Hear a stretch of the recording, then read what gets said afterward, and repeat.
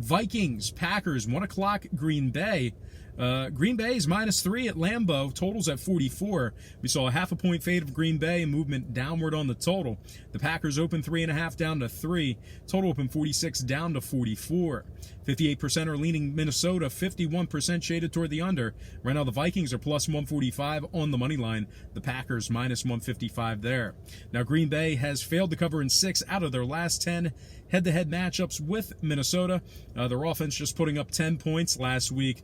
Not looking all too sharp. Now, granted, the Bears defense is very good, but the Packers certainly not looking crisp on the offensive side of the ball. Now, Minnesota dominated Atlanta 28-12 last week. They're also 5-2 against the number in their last 7, taking on the Packers.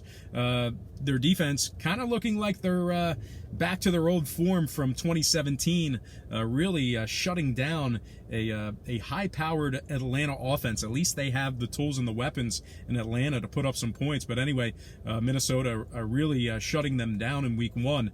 Minnesota also has incredible production out of Dalvin Cook in week 1, and they haven't even really opened it up to their receiving weapons. Cousins only throwing really a handful of times in week 1. Now, total-wise, Minnesota 7-3 to the under in their last 10, taking on the Pack. 6-1 to the under in their last 7 ball games. I'm going to lean toward Minnesota +3 in the under, 44 total points in that game. Next matchup, Patriots, Miami, 1 o'clock, South Florida.